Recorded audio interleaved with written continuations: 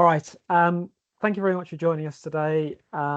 This is a brief introduction to Agile Project Management. We're going to be together for about an hour to an hour and a half today.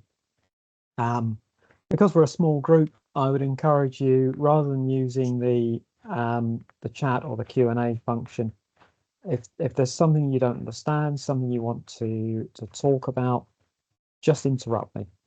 I'm perfectly fine with that. Okay. This workshop's being funded by UK government, and it's part of the programme for Tees Valley Combined Authority. Is that correct, Neville? Yep, absolutely. Via the kind of SBF programme. Okay, good. Yeah. Right. So, agenda, what we're going to run through. I'm going to give you the obligatory introduction about CPI and how we're absolutely wonderful. And then we're going to dive into talking about what goes wrong with projects and what the problems are, how we can think differently and do things around features and prioritization, what a project looks like in terms of its life cycle, how we organize the team. And then the bit at the end, which I think people are often reticent to talk about, is when Agile is not appropriate, because it's not a silver bullet. It doesn't actually solve all problems all the time. And there are some occasions where you'll find yourself faced with a project and you should put the Agile toolkit firmly back in the cupboard and walk away from it. Okay. So a bit about CPI. CPI is part of the high value manufacturing catapult. We always talk in terms of CPI, but it's the Centre for Process Innovation is our Sunday best title. We help companies prove, scale up and commercialize new products and processes. Most of these are related to chemical or biotech stuff, but we also do things around electronics and printable materials and all kinds of things. We exist to try and help create this healthier society, a cleaner environment, and a more vibrant economy. A lot of the work we do right now is focusing on that cleaner environment. So I'm running several projects at the moment, and most of them have some element in there that's about improving the quality environment, whether it's directly addressing the issues such as recycling, or if it's things like someone wants to do something and they want to really understand what the environmental impact of what they do. We try and ensure that every great invention gets the best opportunity to become a successful marketed product. We do work in the R&D space though, and a big chunk of what we do is figuring out what's wrong with inventions and how businesses can overcome those challenges. So here we are in the R&D space, and the purple ring, that probably represents the kind of work that universities do. So it's research and invention. The green ring on the right, that's very much the sort of businesses making money. And we sit in the middle in what in R&D terms is sometimes referred to as the valley of death. So lots of great ideas are often generated by universities, but actually getting them to be commercial viable products and services, that's quite hard. And that's where we sit in the middle. And the words in the middle of that blue circle, public and private collaboration. CPI, we get funding from a variety of sources. We get a central government grant that helps keep the lights on. We also take part in what are called collaborative research and development projects. These are government funded, but the business applies for a grant and then we help them do the work with that grant money. And we also do direct private commercial work for organizations. Our revenue is split roughly a third that way. We offer an integrated innovation service. We we've spent over the years a lot of money on these assets and expertise. The plant we've got is seriously impressive, so we can do everything from a scale of a few milligrams or micrograms of material right the way up to 10-ton batches. 10 tons sounds like an awful lot to you and I. When you get into the world of process engineering and you see the size of the factories that are still on Teesside, we're right at the bottom end of what they do. But it's that gap in knowledge from going from a test tube into a stainless steel plant. That's what we do. We help companies secure funding and investment. Part of that is the work we do when we're writing reports and helping companies scale up their processes. Part of it is we actually have our own investment arm, and we do make investments in organizations that we work with. And then finally, we've got this knowledge and application of innovation processes. For me, my background as a project manager, and I've not really worked that much in innovation project management before I joined CPI, and it was quite an eye-opener just how differently risk is seen in the R&D space compared with in the straight-up commercial world. I think we're much more comfortable of risk, and we're much more willing to take on risks and figure out what to do about them as we go along. A bit like the line from Quantum of Solace, we have people everywhere. We've got sites across the UK. The ones where we've got the CPI logo, that's where we've actually got lab or production capability. The ones without logos, that's where we have offices. And we have national centres of excellence are in those logoed sites. So national centre of excellence, biologics, medicines manufacturing, formulation, biotechnology, electronics, and photonics, and lots of nice looking buildings. So I feel I've done my bit explaining all about CPI to you. Anyone have any questions about that? Goodness for that, right. Agile project management, this is what we're here to talk about today. The picture here is world famous sprinter going across the finish line ahead of his competition, as he always did. You may have heard about Agile project management in with different kind of words associated with it. And sometimes it's called Scrum, sometimes Kanban. You might have heard about Lean or extreme programming. And these are all what we would describe as lighter approaches to Agile. So they're very, very focused at the sort of software development end. And then at the other end of the scale, we've got this DSDM methodology, and also something called SAFe, which is the Structured Agile Framework. And these, it says on the slide, more extensive Agile approaches. I'd say they're Agile approaches that look more like project management methodologies, and they're applicable outside of just trying to do some software development. So if you took the Agile Project Management exam for DSDM, often it's based around a sort of case study scenario, and they're things like we're going to Germany to present at a conference, and we want to manage this as an Agile project.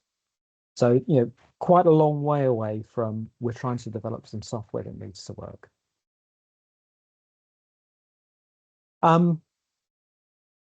Okay, that's what we're going to cover. We're going to do the really awkward introductions bit. Who are you and what do you do, and say something that might describe what we mean by a project. I'm going to go first so you can see the kind of thing that we're on about.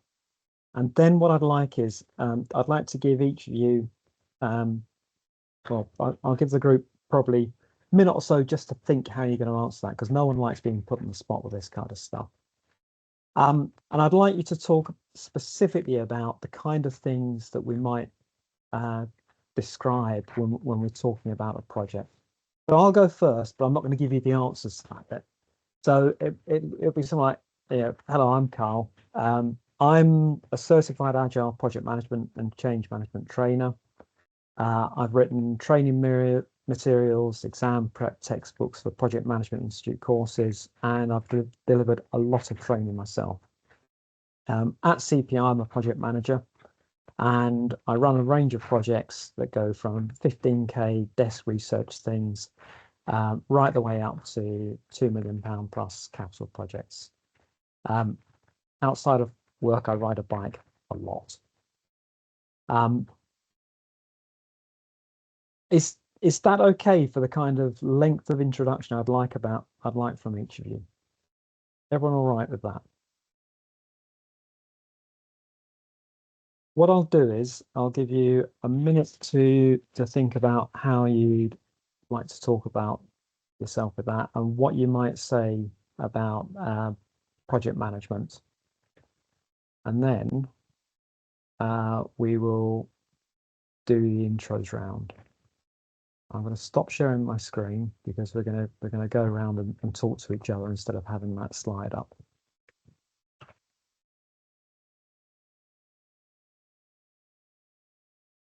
Not at all awkward staring at each other, is it?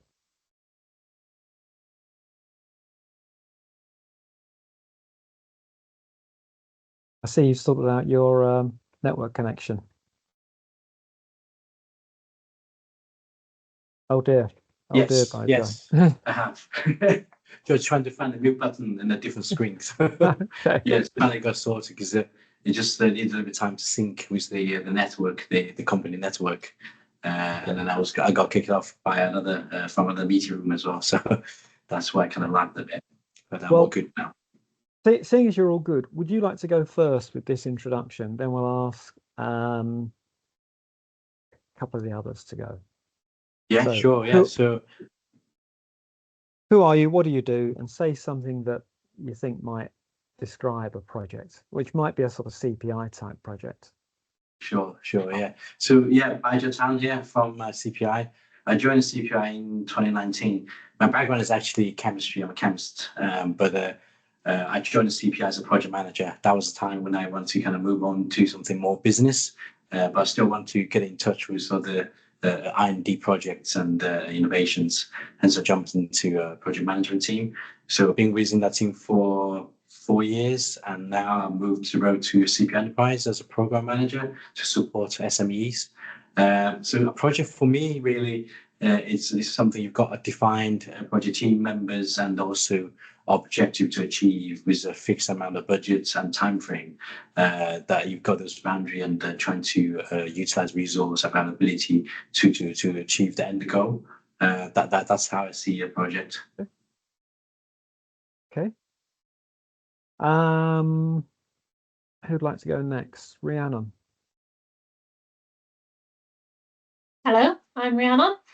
I work for a global pharmaceutical company at the moment as a clinical development manager. So I manage clinical trials.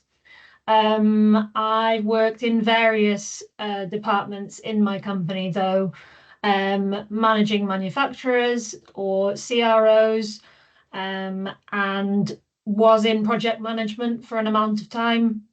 So managed product development or change management in terms of manufacturing processes or moving from one supplier to another, that kind of thing. And I suppose Baja put the project definition, he started it off quite well. So I suppose it would be like a defined end result that you want within a certain time frame with a budget, and you've got a team of people there to help you deliver it. Okay, great, thank you. Nelly, still having trouble with your camera, I see.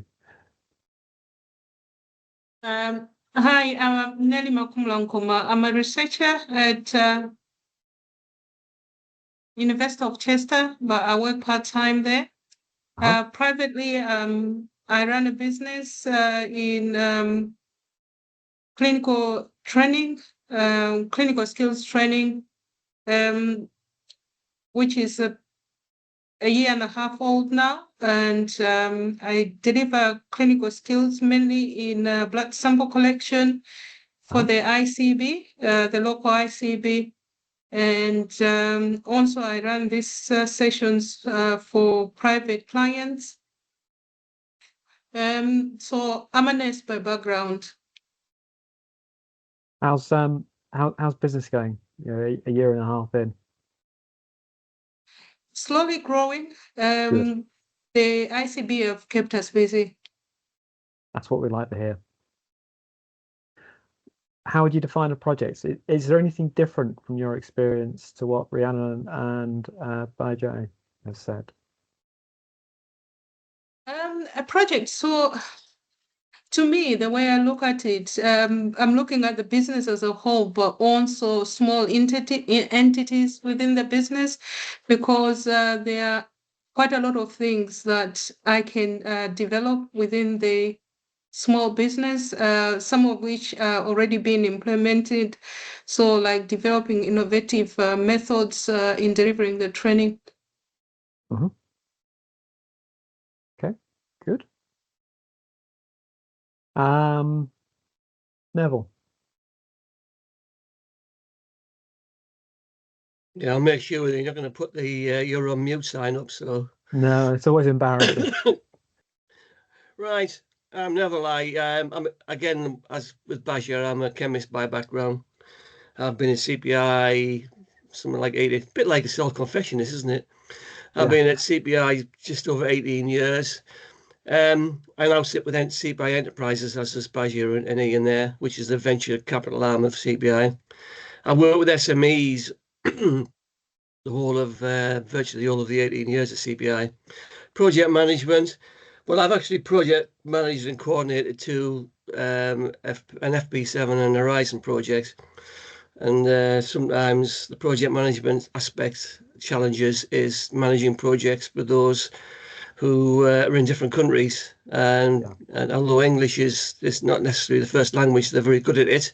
But it's all the challenges associated with moving a project from different aspects of the project, but also from different countries of Europe. Yeah, just for the benefit of those joining us, FP7 is a framework. It's a prelude to Horizon 1, yeah. There was FP6 before that, and then and Horizon is what that's morphed into. These are EU funded projects, tend to involve businesses and R&D centres from multiple European countries. They tend to be quite big and lengthy projects, and as Neville said, they can very quickly age you. Yeah, I'm only 24. Is that so? Yeah, that's what I heard as well. All right. I wish, or not. And last but not least, in that case, Ian. Hello all, I'm Ian Smith. I'm the head of investor partnerships within CPI, CPI Enterprises, as is Neville and Baja. I've been here 8 years. I'm also a chemist, so a PhD chemist from Durham. Forgot most of it, thankfully. Well, not thankfully, but doesn't really matter because I'm part of investment now. So I help companies in the investment space. Before that, I worked as an entrepreneur in a small company selling prepayment water meters, and I've sold product in every continent bar the icy ones. So I travelled a lot. I love to travel also personally, and I've gone to over 100 countries in the world. So well travelled, and my passport has had many stamps. As for a project, confession, project management scares me because I'm not very procedural. I am get it done kind of thing, and so a project for me, I bow to the great project management team within CPI that bails me out of water many times. But project for me is a obviously a group of tasks that needs to be done to get where you need to have an output. Okay, that's great. Thank you. I think you're going to quite like Agile in that case. Let's have a look. Right, so these are my pre-prepared answers. So typically project plans are temporary in time, or projects are temporary and time-bound activities. I think we all touched on that. And these are very much things we need to do for a duration, and then they're done. We often see project plans with these Gantt charts. So we've got the tasks that need to be done written there in the text on the left, and then a graphical representation of where these tasks get done over time and what the relationships between them are on the right. A lot of the time, people say, "Oh, that looks just like high force." It looks a lot like a waterfall, and often we refer to this as waterfall planning as a result of that. So there's this defined sequence of tasks, and the work flows down the project plan. All successful projects have a budget associated with them, and that budget should have been defined at the outset to be adequate for doing the task that we think we need to do. One of my projects at the moment, the budget that's been allocated is a long way different from what it's actually going to take, and my first task is to try and sort that out before I even agree to do any work on the project. And we have things that we're trying to achieve. So we've got features and quality of what's delivered. Often this sort of blend of features and quality is sort of, it comes under the blanket term scope. I'd like to keep them slightly separate for the purposes here, and the way to explain the differences between them. If we had a project and we were putting in place, we were going to refurb my kitchen. Well, every kitchen always has a cooker and a fridge and a sink and some cupboards, probably a freezer and maybe a washing machine. And these would definitely be the features. I could go and get all those things from IKEA and probably get the kitchen done for about £4,000 or £5,000. Or I could go to one of those glitzy companies that has showrooms on exotic high streets and pay £100,000. And that might reflect the difference in the quality of what is delivered.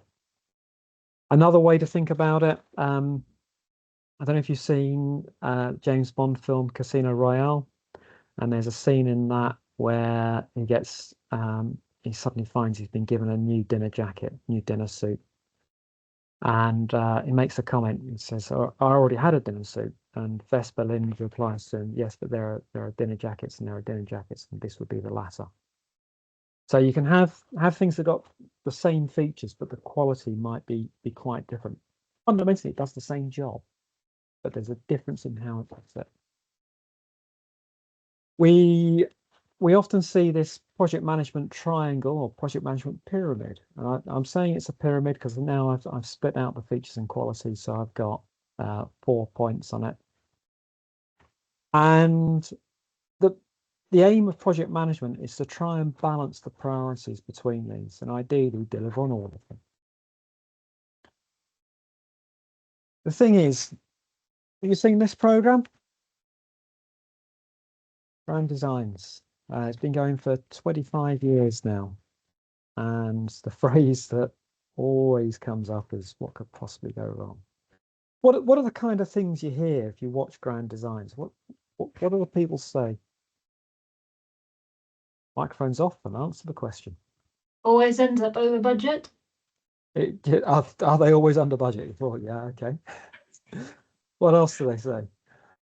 Longer than expected. Yeah. And so the usual thing you hear is we'll be in by Christmas. And Kevin has a little chortle about this because he's heard this so many times. But they never say which Christmas. It's interesting. Their idea of managing the budget seems to be it's a thing that probably should be done, but we're not going to bother.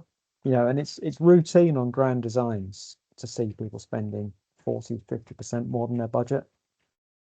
Which, bearing in mind, it's their own personal debt. They're not just spending some company money on this. They've got a proper stake in the game. I find really scary.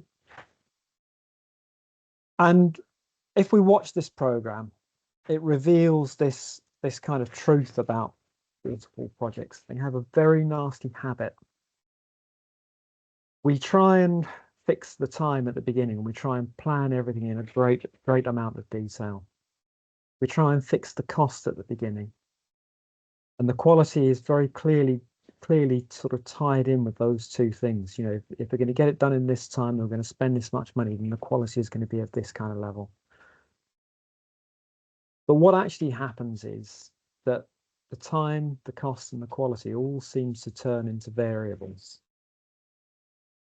And the reason for this is that projects are sort of one-off activities. Even if it's a project just like the last one we delivered, it's still being run under a new set of circumstances.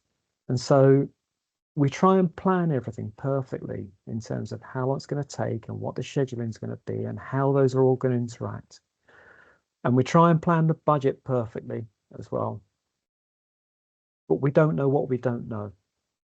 And so as we get involved with the project, we find that things take longer than we thought. We find that things cost more than we thought. We find that there are things that we hadn't anticipated and we have to end up paying for them.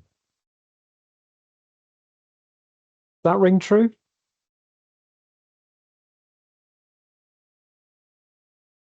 Agile takes a different approach.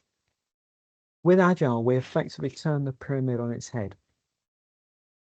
And we say, we will fix the cost, we will fix the time, and we will fix the quality. But we will trade off the features we deliver in order to protect those.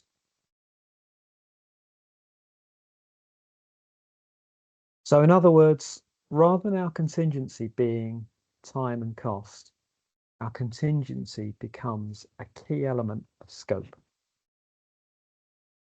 How do we feel about that?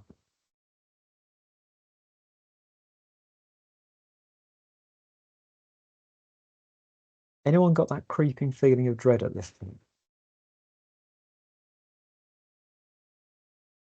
I'll probably understand it if you give examples.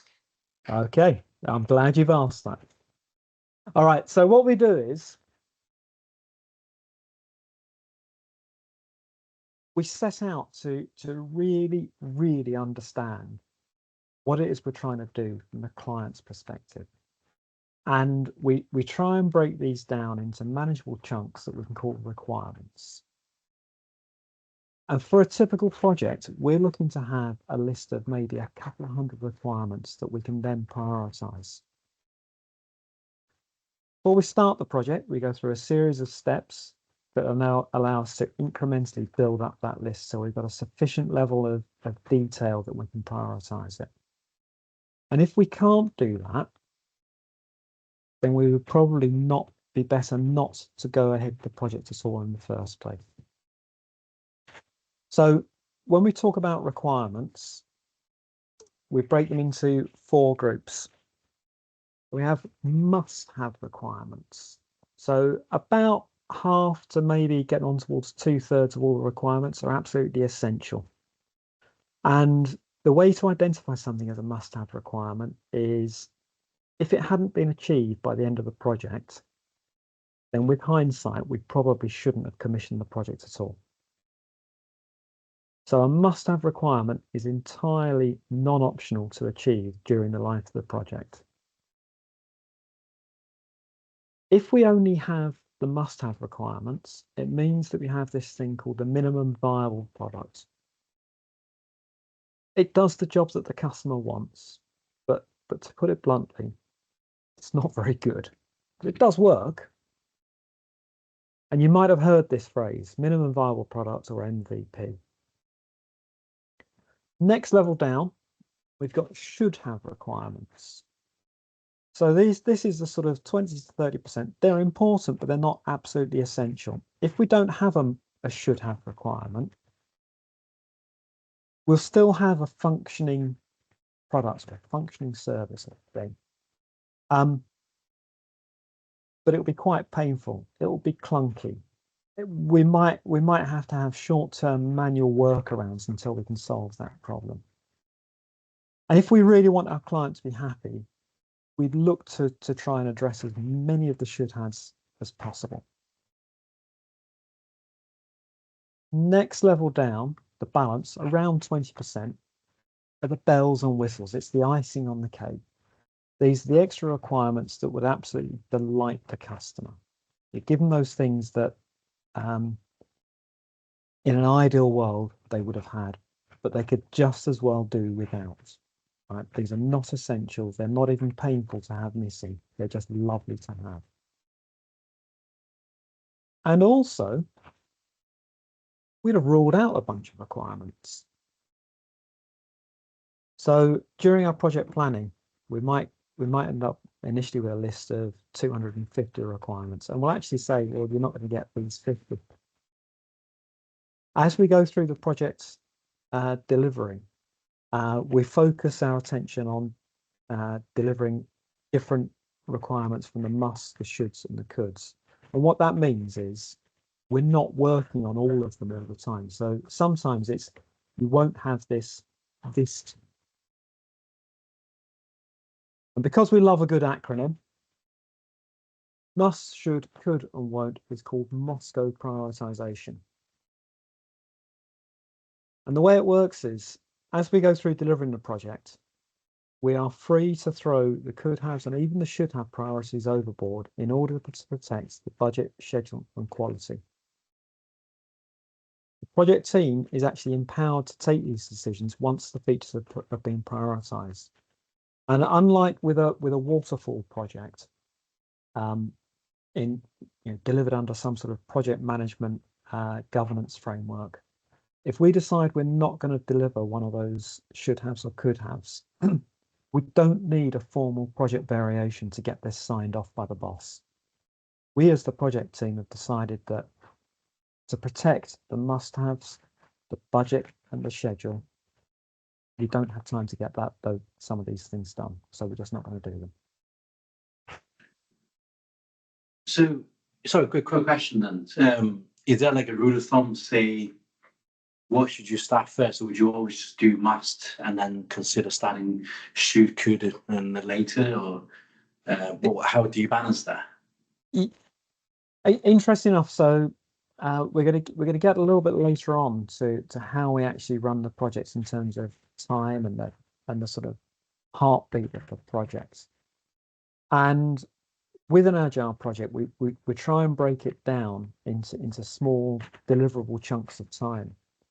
And within that, we reprioritize as well. And what this means is we can be working on stuff that's not a must-have, or we can have stuff in the schedule to work on that's not a must-have. And we can deliver that, providing by the end of the project we've got all the must-haves done. If along the way we've got shoulds and coulds done as well, that's bonus material.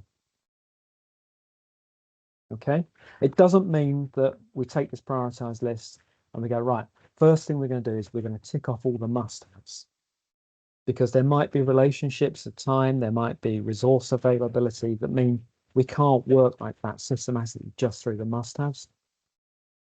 And so we're going to look at the shoulds and coulds with the potential to deprioritize them as we go through. Let me give you an example.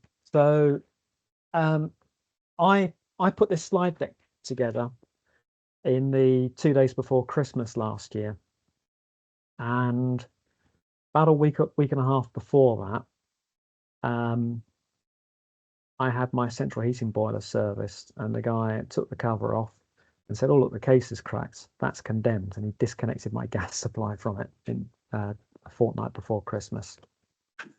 So I need this is a true story, by the way. So I needed to get this fixed like immediately, because it was the middle of flipping winter and it was cold and I had no heating, no hot water, and I had my 80-year-old in-laws who were supposed to be coming for Christmas. So I dealt with this by getting on the phone and getting quotes and getting people out. But with hindsight, as I was putting together this slide deck, I thought, well, actually, how would I have thought about this if I'd said, right, I'm going to run this as an agile project? So I've got my requirements here, and I've got my must-have requirements. I need a new boiler. It must be fitted before Christmas. It must be fitted by a qualified professional. We're not at home to blowing the house up. It will be mains gas fueled, so I'm not interested in bottled gas. Interesting must-have. We have 2 house cats, and the reason they're house cats, one of them has only got one eye, and he's a flipping liability. If we let him out the house, he'd be run over probably on his first day or beaten up by another cat. So anyone that came round to give us a price, if they didn't seem like they were able to deal with not leaving the door open, they weren't getting the job.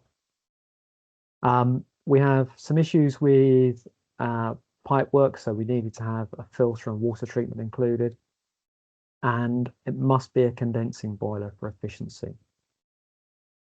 My should-haves then, I said, well, it really should fit into the same space that the old boiler was in, which is under the worktop in the kitchen, nice and neat, out of sight.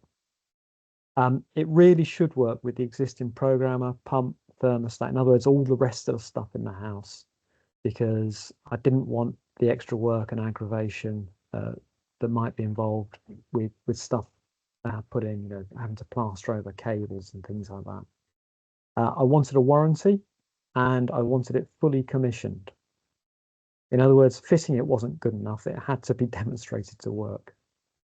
And then could-haves, you know, in an ideal world, take the old boiler out, plug the new one in, connect up the same pipes, and we're good to go. But I was accepting that I was probably going to have some sort of modifications to the pipe runs under the floor.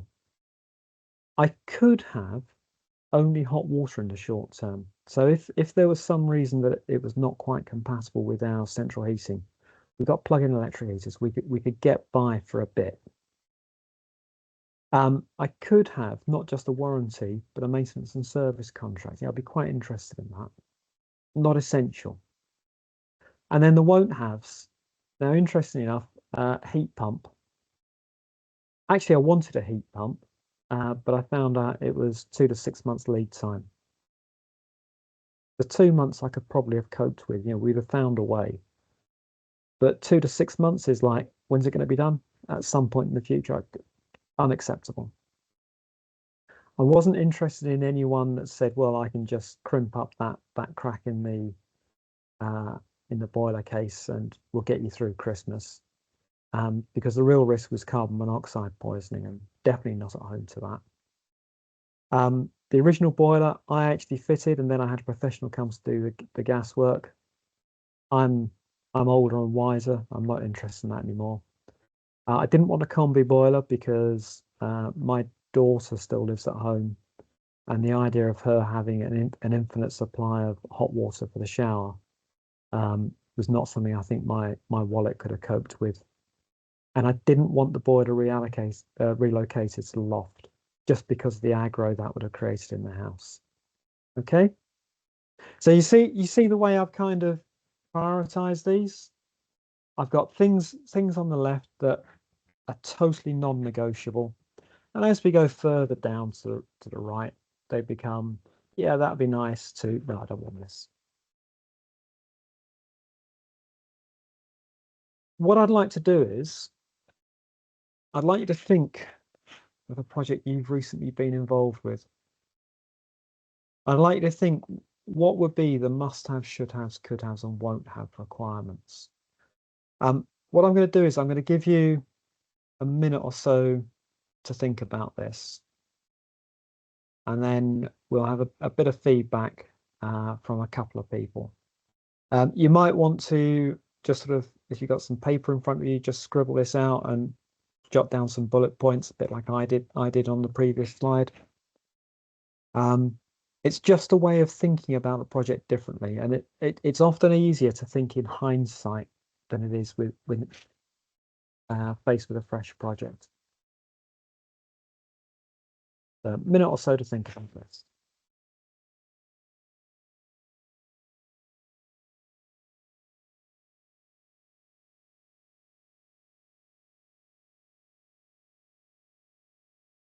We should probably have some pipes music for these interludes.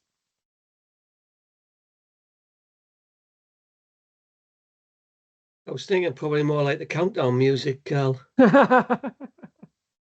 Yes, that's right. I'm going to show my age and say, you know, I do a fair impression of Carol Vorderman.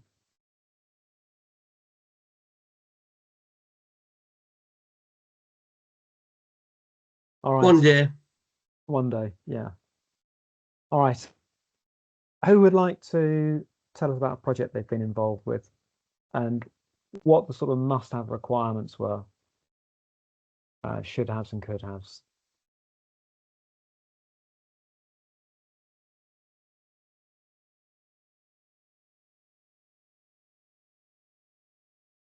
And I'm looking for a willing volunteer here rather than me having to pick on someone.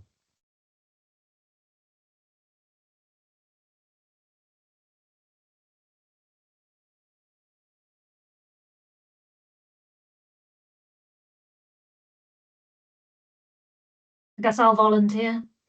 Excellent. Well done. I was struggling with this one a bit because most of the projects that I manage, there aren't that many negotiable elements to them. Yeah. So with product development, for example, you have to do it a particular way to have a dossier at the end that supports your product that regulatory authorities will be happy with and rules you have to comply with. So it's a bit difficult. Yeah. So I thought about a project that I worked on briefly, that we did end up terminating early, just because of a change in appetite, I suppose. And it was for an in vitro diagnostic. Okay.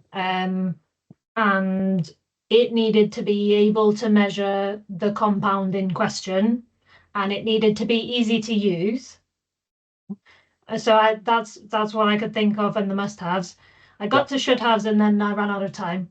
That's okay. So the should-haves were that it would be quick to use. Yeah. But yeah, that's about as far as I got. So almost if you think about those should-haves, quick to use versus easy to use in the Yes. must-haves. So like quick results. Yeah, and you could put up with it being a little slow in the short term, accepting that there might be a later version where you address that. Yes. Yeah. Okay. All right. Anyone else? I've got one, but I don't know whether it's a good one. Trying to kind of get into that kind of thinking. So I'm just planning the recent family trip. Yep. So must have a parking space and to leave the car there, and also have the fuel ready, luggage and passport. Should have some snacks and to entertain the kids and keep them occupied, and also pen and paper and some small toys just to keep them occupied throughout the journey. I could have a much closer parking space to where I need to get to. That's as far as I got to. Okay, that's fine. So, what we're trying to do with these is we're probably looking at the requirements and we're trying to break them down so we can get to this level of prioritization. And I think what you both found there is just doing it off the cuff. You got a minute to do this is quite hard. Actually, if you get into a project and you're trying to figure out what is it we're trying to achieve, and you start listing them all and you start breaking them down to more and more detail, it starts to come naturally. And I understand, for some projects where you have to do regulatory things, which is an easy word for you to say than me, I think. You're kind of boxed into, well, these are all the must-haves and they're non-negotiable. Yeah, but there are routes that you can get there, and it's probably around those that we start to think of the project. Okay. DSDM has a project life cycle, and it's got these three main elements to it. The first is at the top, is making sure we only start the right projects.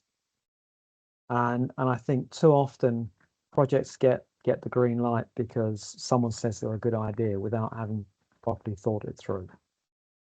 Then we've got on the bottom left actually doing the project work, and then we've got on the bottom right releasing and improving on that minimum viable product. We could look at these in a bit more detail. So up at the top, there's these three stages. The pre-project is asking the question, someone's come up with an idea for a project, and they go, yeah, but should we even be working on that kind of thing at all? Does it have a strategic fit with us? So at CPI, if someone comes up with a project and they say, we think we can get some money to build a pilot plant for doing some chemistry at this scale, we'd look at the market, and we look at the direction R&D is going in the country, and we'd ask, does this fit with why CPI exists and where we think the market demand is going to be? And if the answer is yes, we go, all right, we have strategic fit, crack on. The feasibility is we're starting to look at the technicalities of doing the work, and we ask, is it even probably feasible? Not definitely, but probably. We start to define requirements, and we're looking at these big picture, 8 to 10 must-have requirements. So if we think about the pilot plant that I mentioned, it would be things like, well, it must be able to handle this kind of chemistry. It must be of this kind of size. It must be able to handle these kind of unforeseen circumstances. And we also start to put together the budget and timescales for the project, and these are really loosely defined. So typically plus or minus 50%. Now, people, whenever I present this, if I'm delivering training for Agile for the qualification, at this point, someone in the audience usually gets really upset and nervous. How can you only define a project that kind of variation? It's like, well, yeah, but we haven't agreed we're going to do the project yet. All we've agreed is it's probably worth looking at it in a bit more detail, and that's what happens in foundations. So we've asked in feasibility, does it look technically feasible? In foundations, it's like, yeah, but can we do it? We break down the requirements and probably get to maybe 100 requirements. We set the budget and timetable for delivery, and we set what the MVP will be and when it should be available. Each of these three elements is a stage gate for the next one. So if we approve pre-projects, it doesn't mean the project is going to go ahead. It means we've approved that it's worth looking at this from a feasibility perspective. If we approve feasibility, it still doesn't mean the project's going ahead. It means we'll do the foundations work, and then we will decide if it's worth green lighting the project. It is much better to bin a project early if it's the wrong project than to get into it and spend a lot of time and effort to then realize that we should never have started in the first place.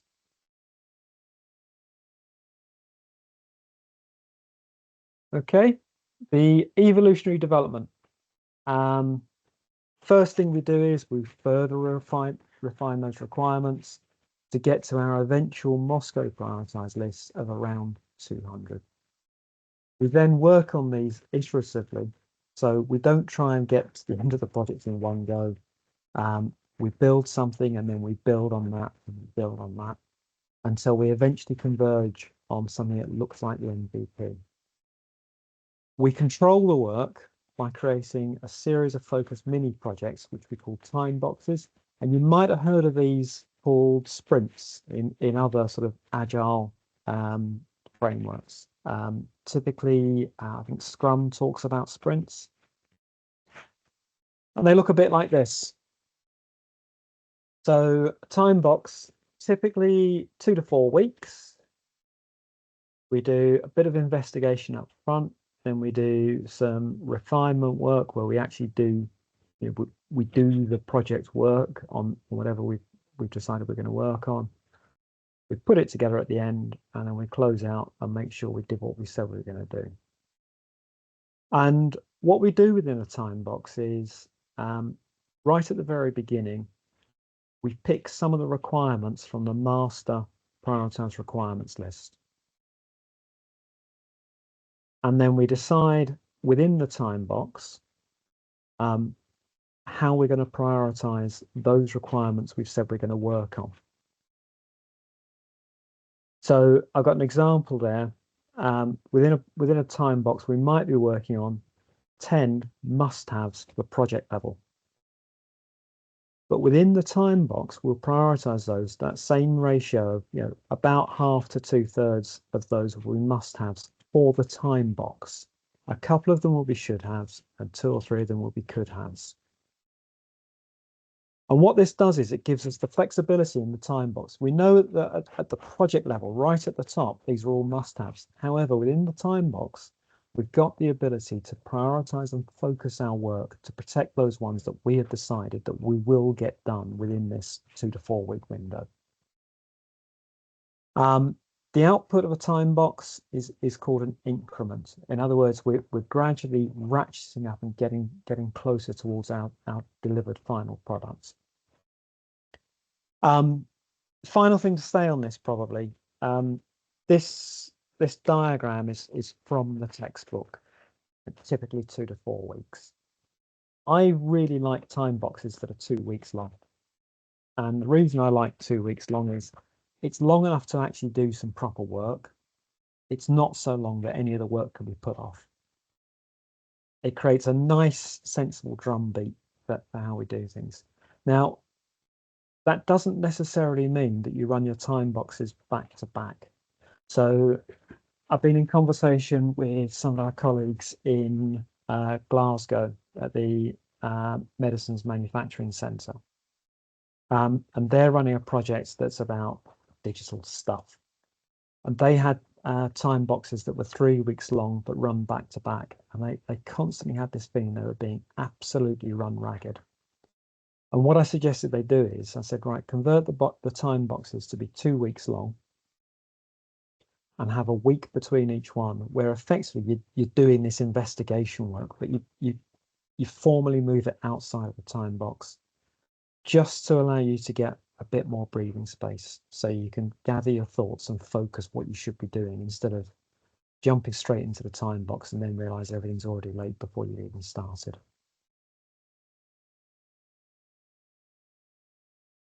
Okay, so we talked about evolutionary development. Last thing is deployment. We incrementally build the final result of the project.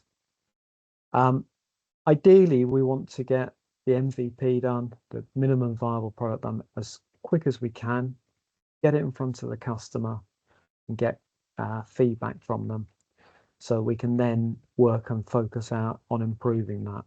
So the reason for that is we might have a bunch of should-haves and could-haves that have been prioritized early on in the project.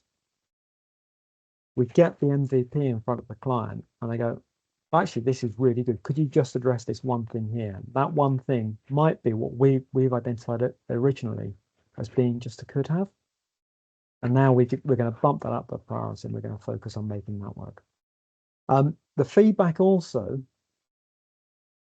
if all the stars align, can be that we can finish the project early.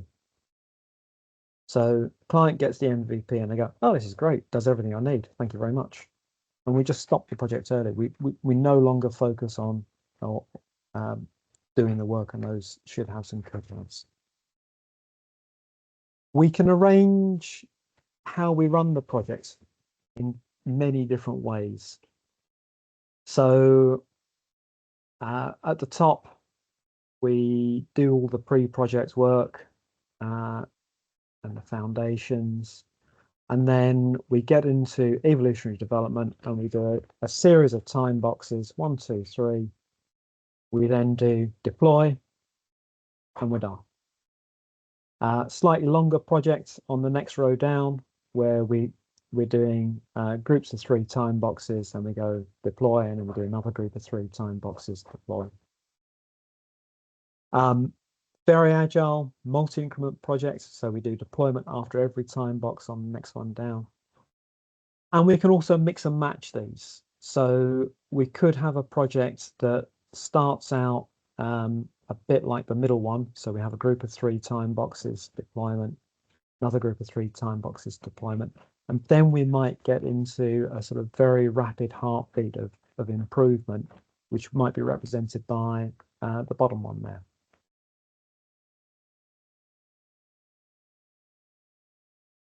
Okay, so question for you guys. Thinking about a project you've been involved with, did that pre-project work get done, that pre-project feasibility and foundations? In other words, was there sufficient thinking and planning done before the project was given the green light? Was there the option to say, you should not do this thing? For that project, would it have been possible to build a prioritized requirements list? If you'd structured the project around time boxes, would that have helped? Because having this sort of heartbeat for a project, would that have been useful or a distraction? And if you did, how long would those time boxes have been? Would it have been possible for you to get early feedback? In other words, as soon as you start work, involving the client, getting information from them, and working towards converging on that final version of the product or service that you're supposed to be delivering. What do we think?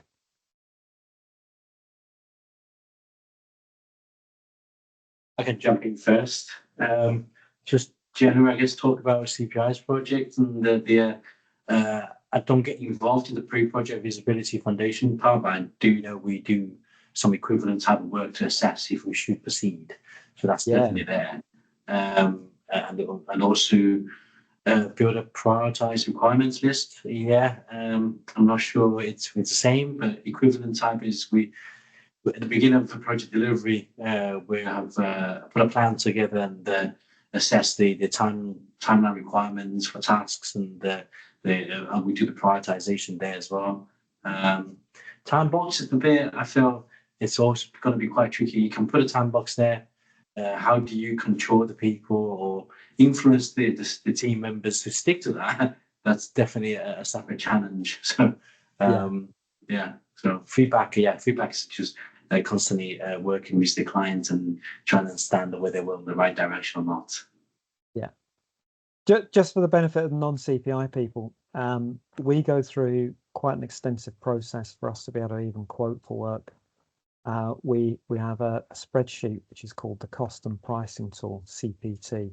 And one of these is developed for every single project. That goes through several stages of development where gradually more detail gets added to it, and it's kind of analogous to that pre-project feasibility and foundations.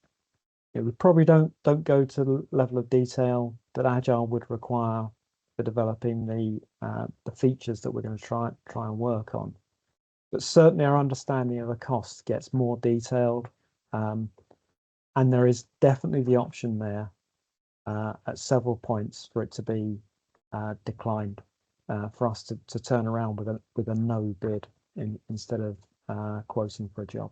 If we don't think we can do it, if we don't think we can do it well, we try not to quote. Okay. Agile has a team structure. So the previous slide, I described this as the swoosh, and what goes with the swoosh is the snowman or the snow angel.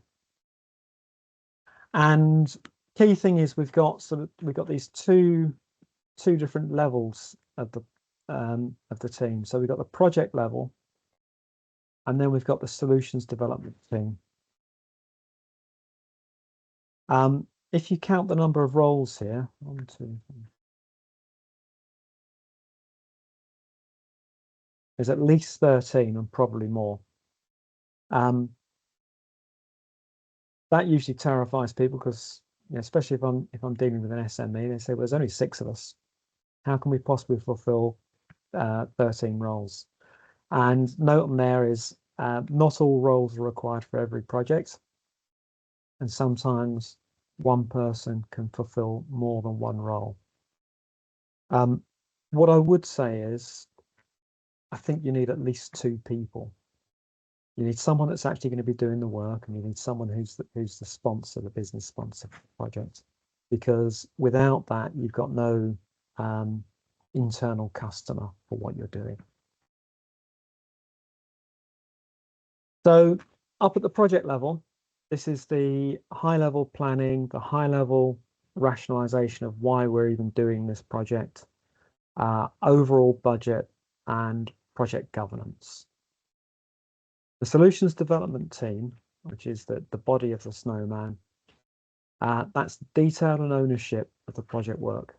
These are the people that own what happens in any individual time box, the delivery of the increments, the prioritization within the time boxes, the decision not to deliver on a project level should have or could have.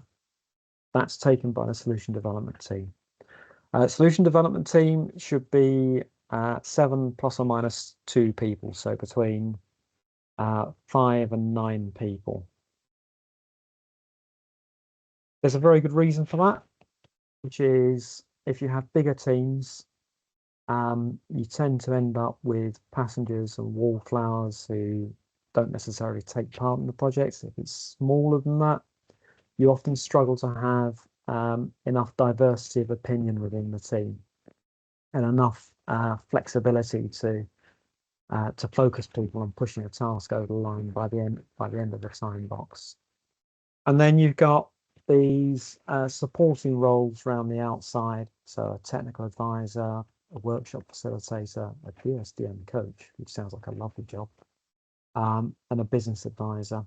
And these are called in by the solution development team leader as and when required. So then they're not members of that solution development team, but they support, they help, they advise.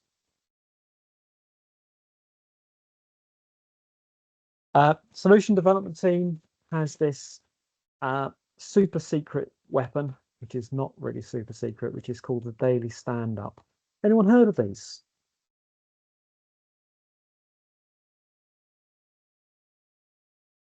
So the way it works is it's a daily meeting led by the solution development team leader.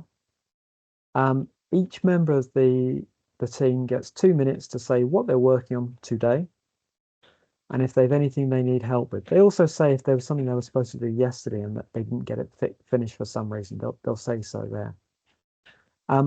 Critically, and I speak as someone who used to be an engineer, it's not a venue to solve problems. It's just a venue to identify and communicate problems that need solving. And then during the day, the team will work on making sure those problems get solved. There are tools available now like Monday.com and Jira that enable you to do these kind of daily stand-ups online.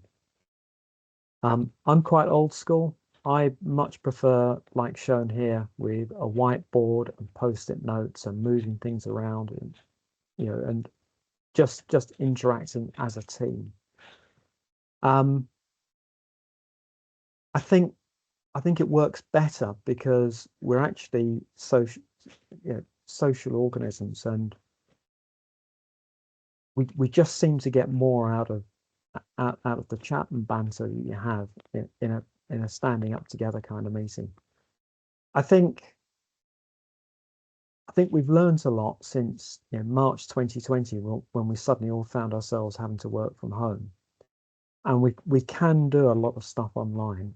I think it is just better face to face wherever possible.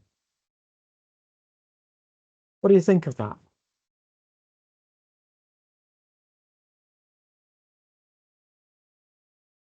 Why do you think it's important to have it daily? I mean, that's actually quite a lot, and think about it. And if you have 6 people standing there for 10 minutes every day, that's 5 hours per week. Per year, we're talking a little over 250 hours a year. Yeah. So You know, it's time quite an investment of time, isn't it? It's possibly the most important thing to do in the UK is to spend a bit of time as a team figuring out what it is we're trying to achieve. And I've been in situations where I've instigated these daily stand-ups. I did some work with the passport office in Durham about 15 years ago, and we were going down this kind of route. And their first thought was, well, daily's quite expensive. What we'd like to do is we'll do them 3 times a week, Monday, Fridays, and Wednesdays. And the problem with that is that an awful lot can happen in just a couple of days. And so they descended into sort of extended, this is what I've done over the last couple of days meetings. And also it set the expectation that they weren't really important. So getting people to attend them every time was really hard. And they very quickly dropped from being 3 days a week to just Monday and Friday, to just Friday, to something, oh, we tried once, but it didn't really work for us. Whereas organizations that say, right, for this project, it's an agile project, and we will do it daily, they tend to stick with it, and they tend to actually have far more productive meetings. All right. So if you find yourself in a situation where you're trying to run an agile project, or a project that's got definite sort of time boxiness about it, I would say always do these daily stand-ups. They don't have to be face-to-face. They can be online. It's just better face-to-face. And my final pro tip on this, if you're going to do them face-to-face, don't skimp on those post-it notes. Buy the 3M super sticky post-it notes because they stay where you put them and they won't fall off at some point during the day. All right.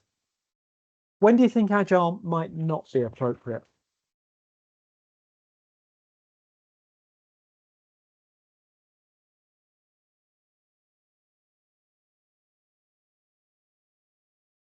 I mean, certainly from what we've heard today, if you're going to be running clinical trials, that sounds like a really bad thing to have an agile project for. Is that correct?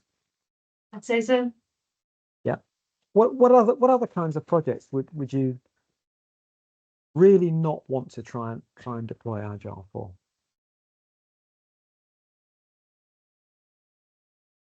I suppose it's if the features are the most important thing. So in your first example, you switched the normal way that you would manage a project around. So it was time and cost were the variables and features were fixed. So if the features were the most important thing and time and cost were less important, then that type of project it wouldn't make sense for. Yeah. So in other words, perhaps if there was no way for you to decompose and prioritize the features, it has to do this and it's all non-negotiable. Yeah. Yeah. makes sense. Other kinds of projects?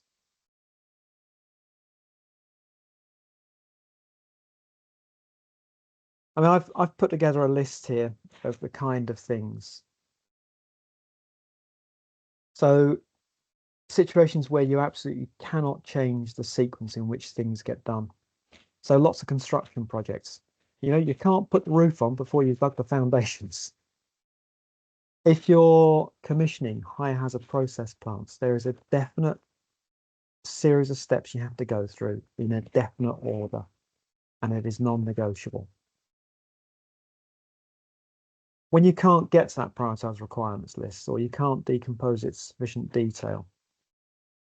Now, I've said here, if we can't understand what the client really wants, should we be doing the project even in waterfall, or are we just setting out to fail from the very beginning? And I think there is a subset of projects where that is the case. Where we can't collaborate with the client and get feedback. In other words, the client's just effectively given us a contract and said, you need to do this. And when it's done, let me know. Goodbye. When the client is unwilling to deprioritize requirements, so we end up with much more than 50 to 60% of must-haves. For an agile project, those should-haves and could-haves are the project contingency. And if we haven't got them there, then we're either going to be late or over budget. When the team management don't believe in agile at all, and I know this sounds a bit like something from Peter Pan, you know, if you don't believe in fairies, they're not real. But I think this is entirely true. So if the team management or organization's management are trying to bump everything up to a must-have requirement, or if they're saying, you know, these daily stand-ups, they're just costing too much, it needs to be just once a week, then you should not try and deliver it as an agile project because you're setting it up to fail. And the final one, if you can't expect some sort of stable project and delivery team, you know, no one is indispensable. Having someone leave the company or be reassigned to another project shouldn't scupper your project, but it should be basically stable for the duration. Does that make sense?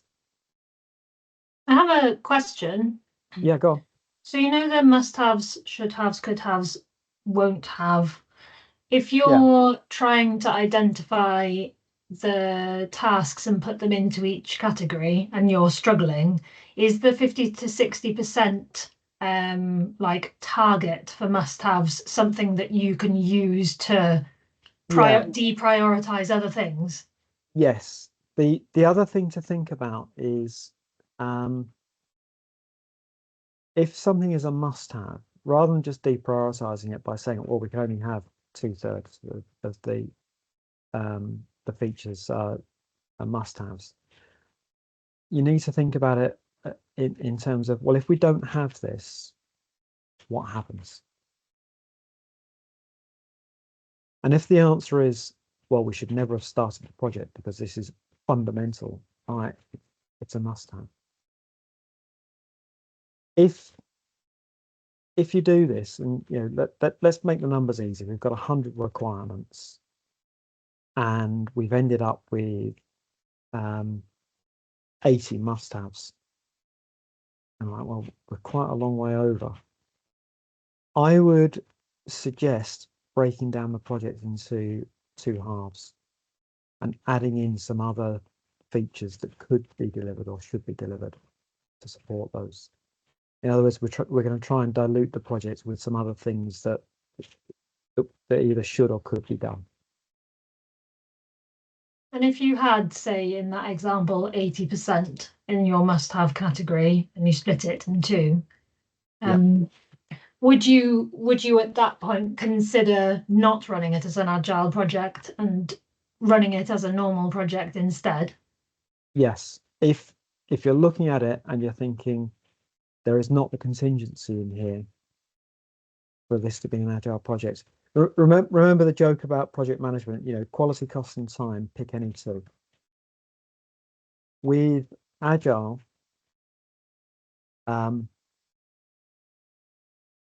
cost and time are absolutely fixed. And what we're trading on is a definition of the quality. In other words, the features that we're going to deliver. That is our contingency. And if you haven't got a contingency in a project, you're gonna run into problems. So even if in that situation you said, well, look, we've got 80% of must-haves, so we don't have sufficient contingency to run this as an agile project. We're going to have to run it as some sort of waterfall feature-y thing.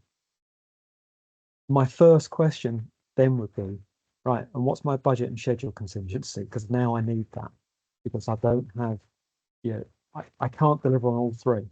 So I need to have some contingency in there somewhere. Okay. Does that make sense? Does that make sense from a practical, this is how we might do this way of thinking? Yeah. And any other questions? Okay. So If you were to only take 5 slides away from what we've been through today, these are the ones I would pick on. So the first is this inverting of the pyramid. So we trade features in order to give us control over cost and time and quality. We use this Moscow prioritization, which enables us to have a sense of which of the features, which of the requirements are safe to throw overboard to protect the core of the project. We have this overall project flow. So we make sure we only start the right projects. We do the work iteratively in a number of cycles, and then we release and improve on the MVP to get what the customer really wants. We work in time boxes, and it says typically 2 to 4 weeks. I know some project managers run with variable time box lengths. So this is, we've got a lot to do in this time box. It's a 4-week long one. This one here, a few short tasks, we call it a 2-week one. I personally prefer fixed duration time boxes because everyone knows what we're doing. And today is day 8 of the time box. Right, okay. I know what I need to be doing today. And we have daily stand-ups. The daily stand-ups are not a venue to solve problems, but to identify and communicate the problems that need solving. If you wanted to read further, I can highly recommend this textbook. I have a copy of it just next to me. This is the textbook for APMG's certified training for Agile Project Manager. It's split into 2 halves. So the first 12 chapters cover the basics, probably in a little more detail than we've done today, but not hugely more. It's an afternoon's reading to read those first 12 chapters, and it gives you a really good foundation. The practitioner chapters, which are chapters, I think, 13 to 24, and the supplementary materials, it gives you a lot more rounded information. One of the things we've not touched on at all today are the products or artifacts of the projects. In other words, all the paperwork that we generate as we're going along. And certainly in this book, chapters 13 to 24 give you an explanation of that and what all the team roles do in detail. It's not a cheap book. I think it's about 40 odd quid. They've done a couple of print runs where they've changed the cover graphics. I've put the one up that's the same as mine, providing it says Agile Project Management Handbook version 2. That's the one you want. And I'm going to leave you with a quote that's from somewhere within the book, and this is from someone who was an early client of an Agile process when they were going through this. And it brings home this sense of the prioritized requirements. So we got less than we asked for. In other words, some of those should haves and could haves didn't get done, but more than we expected. Because too often in projects, you think about it, it was late and over budget. And because we got exactly what we wanted. In other words, we had the MVP with a few extra bells and whistles and nods. And that is me with 7 minutes to spare, so not bad today. Done. I'm going to see if I can de-share my screen so I can see everyone. Thank you, Carl. I guess this is usually when everybody start applauding. But I just say a few words here first. And yeah, thanks so much for this very insightful presentation. And it's definitely very useful for me as a project manager, and found a lot of useful, nice tips I could try as well. I hope this is also useful for the audience and give you some flavor and taste about Agile project management that you can take away to help manage your project effectively. I mean, there's a lot of information to process and digest for sure. But the good thing is the webinar is recorded, and then you will have the recording to revisit and share with your colleagues and others. We'll get them issued by the early next week. So now the presentation is finished. If you do have some other questions that wasn't covered as well, the presentation, please shout. And then we'll have got you to formalize that. I just want to highlight to you, we also have a few other webinars as part of the series to support you understand how to bid for the public funding, as well as road mapping your organization, how to grow, and then how do you access the supporting network within UK as well. I think those will be very good webinar sessions to attend if you haven't signed up for. We also have 2 coming up open days. One is at our biologic center in Darlington, and that's where we have a lot of pharmaceutical related projects done in there. I can't remember whether there was trials related project we run as well. That's on the 31st of March on Monday. And then there's another open days at our biotechnology technology center in Wilton. That's where the old ICI was. This is where our bioprocessing labs and the pilot facility resides, and also our headquarters. So we focus a lot on the advanced materials, agri-tech, food, feed industry, etc. Yeah, that's on the 20th of March on Thursday. We'll be sending out the sign-up links with the video recording together. So if you're interested, please block the day and also sign up. Thank you. Brilliant. Thank you all. Thank you, Carl. Very insightful. I'd highly recommend that tour of Wilton to anyone. Every time I've had people taken around there, it's a real eye opener, I think. Brilliant. Well, thank you all. Hope you have the rest of a a good Friday, and enjoy the weekend when it comes. Thank you.